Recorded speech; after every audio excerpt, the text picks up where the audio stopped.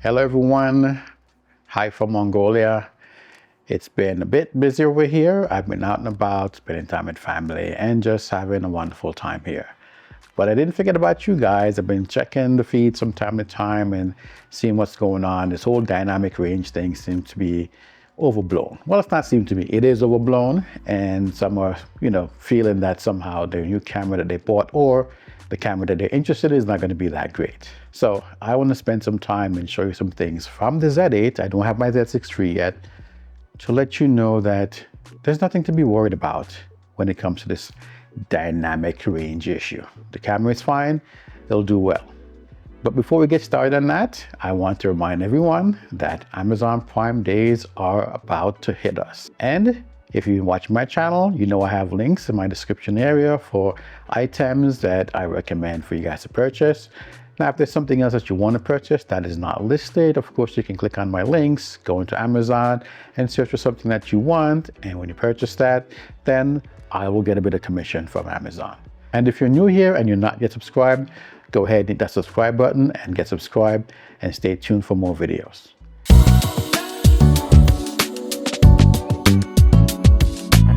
A few videos back, I did a nighttime test of the Nikon Z8 in 8K mode.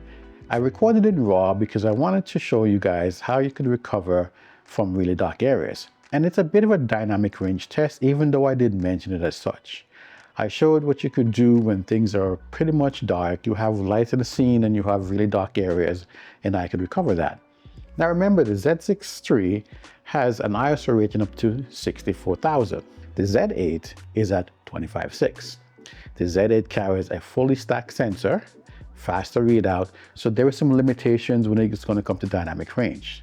Same thing for the Z6 III. It's a partially stacked sensor, so you're losing a little bit in there. However, Nikon has done a pretty good job of raising the ISO from 51.2 to 64,000. Now, of course, when you look at the charts and they're saying that the dynamic range is a bit different than the Z6 II and the ZF, it is not significantly different as much as what people are talking about. And if you're worried about that, think about it for a second. It's not even a stop worth of light difference. What I've done, I've put together some daytime tests for you guys to look at. So I'm going to do a little dynamic range test. I'm shooting in 4K 24, neutral setting, H.265 10-bit, and SDR mode. So I'm setting to program because I just want to keep it simple and the camera will kind of manage everything. Now as you look out the window, you can see there's some blown highlights out there. And this is what you're going to get in a typical setting. So next I'm going to switch over to HLG, and then we're going to move it next over to N-Log. Alright, so now we're shooting in HLG mode, and you can see it's still a bit bright, but it's a bit better as far as the highlights are concerned. It's not blowing out. Now I set the ISO to auto to let the camera manage everything, and again it's in program mode. There is a white sheer curtain in the middle. Maybe I should move that so we can see if we can see outside better. But pretty much this is what you're getting in HLG mode. And now we're recording in N-Log mode.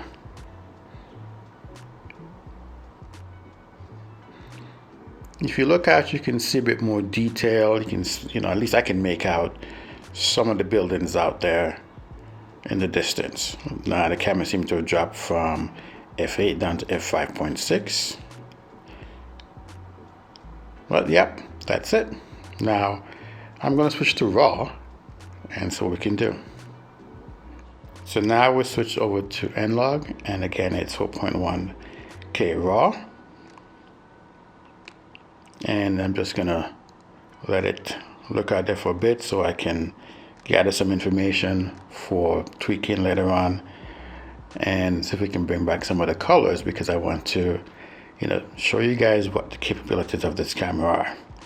From my look here, the curtains look a bit darker than the color that I'm seeing with my eye, but again, monitors usually look slightly different. They're kind of a charcoal bluish look. All right, so this is N-Log 4.1K RAW.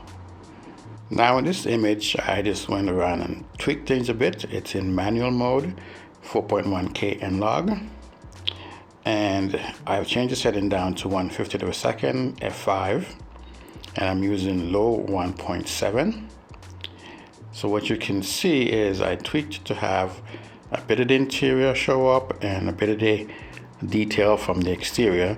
And looking at the waveform, the highlights in the buildings are peaking above the third line that we have in the waveform. So we'll see what the end results come out looking and how much we can tweak this one.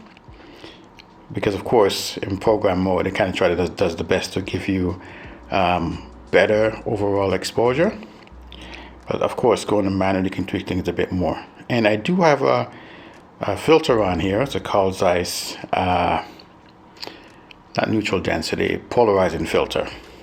So you've seen how things look in just letting the camera kind of handle things and then move into manual mode. Of course, when you go into manual mode, you can tweak things even more and make it better. I've shown some HLG footage inside there as well, just so you guys can see what that's like. And the HLG tends to manage things a little bit better. And of course, even in HLG mode, you can tweak it a bit. Now, yes, this is video and not the photos, but I've never had any issues shooting with photo. And of course, the camera in program mode can manage most things. I tend to shoot either manual mode or aperture mode to manage things the way I like it to look. And for a camera that can shoot down to ISO 64, it does quite well. The Z6 III, it can do down to 100 ISO and it will shoot pretty well also. Now, the thing that I've gathered from reading the specs and from watching the videos from Nikon Japan and from hearing what people have been talking about during the presentation of the launch, you know, noise reduction is something that can help you bring up the shadow. Well, clean up the noise that you find in the shadow. The dynamic range is there. Nikon says the camera should do 13 plus stops. We're dealing with a new sensor, and with the new sensor, it's not going to operate like the old one. So there's some tricks that the manufacturers have to do in order to make things better. And what do? Basically add some additional noise reduction. You remember the A9 III came out and people were poo-pooing that one because, you know, it starts at 200 and it's not going to do good. But the image quality still turns out to be quite good. Straight out of the camera, the JPEG, noise reduction applied internally, fix all of that issues. It's the same thing happening with the Z6 III. If you shoot in RAW, you can edit that and you can, you know, utilize the software to make it look the way you want to look at it and clean up the noise. And if your main software can't do the job, the additional software out there with their algorithms that can tweak things even better and get things looking clean. Now, most of us aren't shooting in dark situations or extremely bright situations. And if you are, there are filters that can help you out. You can use strobes, many things you can use to manage the entire scene to get it the way you want to look. So don't be afraid to get this camera because you've been hearing about this dynamic range. It's a new buzzword. Is it a major deal for most people? No. Is it a deal breaker? Hell no. So don't worry about that.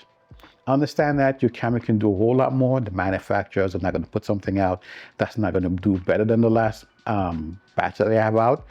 But we have to also remember that with new technology comes new ways of editing and making things work.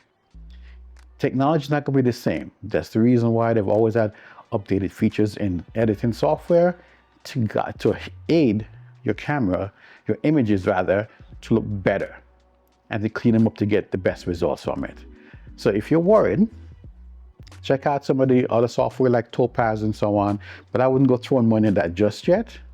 Start working with your Lightroom or your whatever editor you use. Right now, I'm using DxO software, Photolab, and that one works very well for me. So try it out in your software, see how things look. If you can't clean up there are other software that you can use to help you out there. Anyhow, I'm leaving, gonna get back out and shoot some more footage of Mongolia. And I'll be out to the countryside soon, and I'll show some of that, and as well as some of the hiking that I plan to do in the future. If you have any comments, put them in the chat area. I'd love to hear from you guys and what you think about the situation. Do you still plan to buy the Z6 III even though all this drama is going on? Does the drama really bother you? It doesn't bother me.